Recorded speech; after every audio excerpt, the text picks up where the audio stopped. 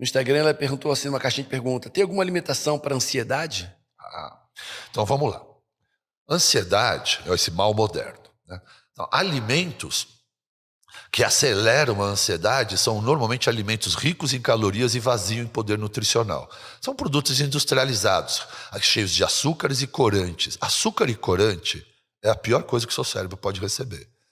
Açúcar, corante e gordura trans, é tudo que a indústria farmacêutica, a indústria alimentícia faz. E aí nos vicia. Açúcar a gente encontra onde açúcar? Refrigerantes? Tudo, açúcar, biscoito, doces, bolacha. biscoito, até bolacha. salame tem açúcar. Até linguiça tem salame. Onde é que salame tem açúcar. Como é que identifica o que tem corante?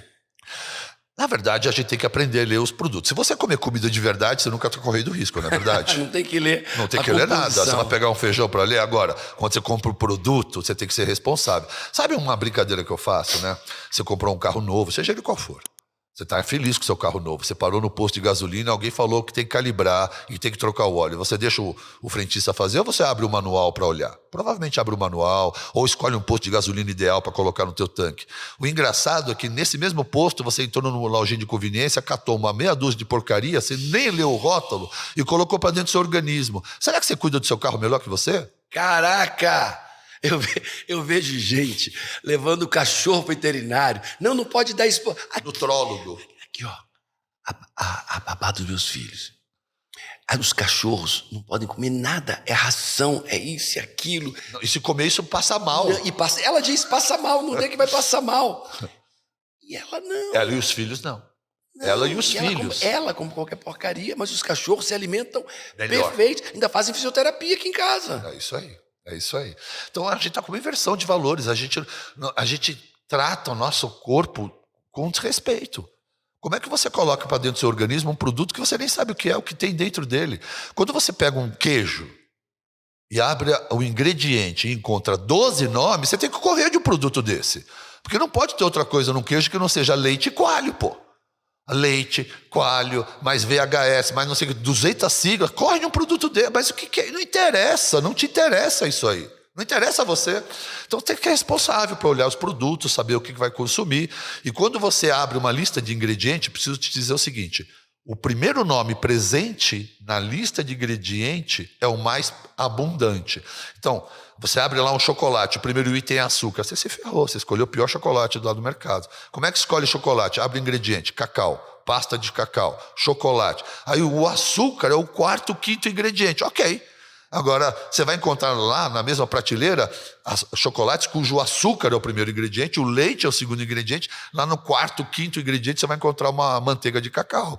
Então isso é um doce de cacau, não é um chocolate, né? Então tem que aprender a ler a tabelinha de ingredientes para você poder ter uma vida saudável se você consome produtos industrializados. Mas o que ele falou eu não sabia. Então segue o Dr. Baracate e você vai saber gratuitamente. Então não conta história para isso.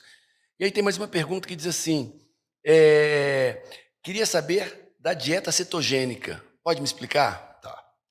A gente está vivendo uma era, o homem passou sua história toda, durante toda a vivência, milhares de anos, comendo exclusivamente carne, gorduras e praticando jejum.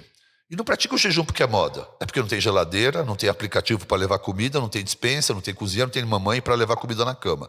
Então o jejum era obrigatoriamente natural. E só comíamos quando encontrávamos comida. Então esse tipo de comportamento é natural ao ser humano. Existe um conceito, Paulo, muito interessante, chama conceito primal, né? Esse conceito, acho que vale essa conversa. Vai ficar longa a pergunta, mas vale essa conversa. Existem conceitos de genética, né? Todo mundo sabe o que é genética, que é aquela informação herdada dos pais, da mãe, aquele cordão de encontro de informações que gera o meu genoma próprio. Eu olho para minha mãe, para o meu pai e vejo características físicas, emocionais, comportamentais. O nosso genoma, ele é definido pela nossa epigenética, que é o nosso comportamento. Então eu tenho uma carga genética, mas quem vai desenhando, ativando ou desativando os melhores da minha genética são as minhas escolhas diárias. Se eu vou me exercitar, se eu vou comer, se eu vou ficar sentado. Então, entendendo isso... Gente, o que ele está dizendo é, você tem uma disposição genética, mas nós temos genes de câncer e não se manifestou. Isso. Temos genes de tantas coisas que não se manifestaram. A epigenética, que é a influência externa sobre o gene, ela pode disparar gatilhos preponderante. genéticos. Isso. Então, talvez a epigenética seja mais importante do que a própria genética. Mas é muito mais. Eu vou ser mais detalhado.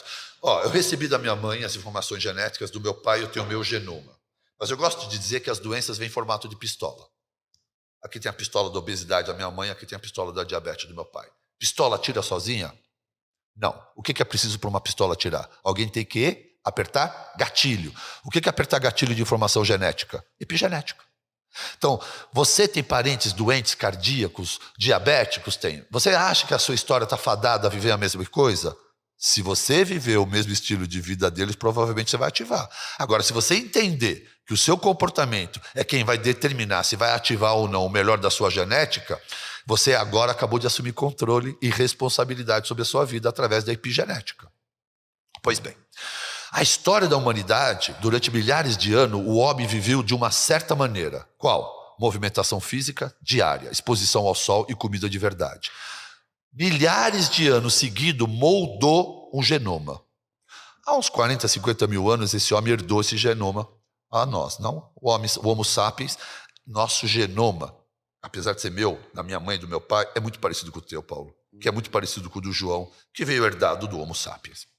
Então, nesse conceito prime, se nós continuássemos a viver de uma maneira com movimentação física, exposição ao sol e comida de verdade, jamais teríamos doença. E dormindo com o sol. Jamais teríamos, encaixado no ciclo circadiano, jamais teríamos doença. Porque esse genoma foi desenhado através dessa epigenética e selecionado o melhor genoma e herdado a nós durante milhares de anos.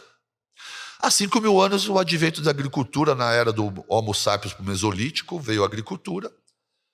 E depois da Segunda Guerra, meu amigo, aí a indústria alimentícia descobriu um gigantesco nicho, que é assolar as casas e as residências, né? Com os produtos da indústria de sobrevivência dos soldados, os leites condensados, os açúcares concentrados, as porcarias em conservas, que salvou tanto soldado em situação de hostil de guerra, né? Avançando lá na Rússia, e a sobrevivência veio pela logística dos alimentos, sem dúvida nenhuma. Acabada a guerra, e agora? O que a gente faz? A gente aprendeu a fazer uma comida durar 2 anos na guerra, né? Que tinha que durar. E agora? A gente tem que continuar com isso, é um business, é um negócio, né? Então vamos enfiar isso dentro da casa de todo mundo. Então a primeira estratégia foi tirar a mulher de casa, né? Vamos empoderá-la. Vamos empoderar a mulher, tirar de casa e dizer para ela não se preocupar, que o macarrãozinho do marido é instantâneo agora e a papinha do bebê está pronta. E a comodidade nos trouxe, através da ingenuidade, a comodidade nos corrompeu. E a gente aceitou um montão de entrada na nossa vida que vem assolando a nossa saúde. Cada vez mais produtos industrializados. E dizendo que é normal. É, normal o tempo todo. Mas agora, décadas depois, e isso faz todo sentido, nunca... Paulo, você quando garoto, lá em São Luís, você já ouviu falar em doença autoimune? Você sabia que alguém tinha... Hoje, Paulo, quantas pessoas você conhece que tem doença autoimune?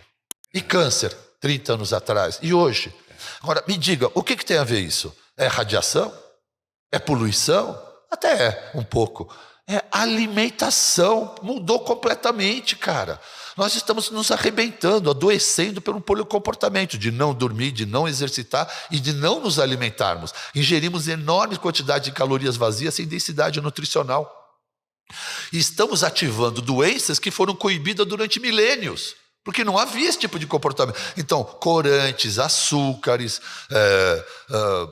pesticidas, chumbo, metal, plásticos, plástico aquecido, toxicidades ambientais, metais pesados estão assolando a nossa vida. Porque a epigenética é o teu comportamento mais a toxicidade ambiental. Cada vez mais nosso ambiente é tóxico. Mães tomando uma madeira, dando uma madeira de plástico aquecida. Hoje é proibido isso, faz uns 20 anos que foi proibido isso aí.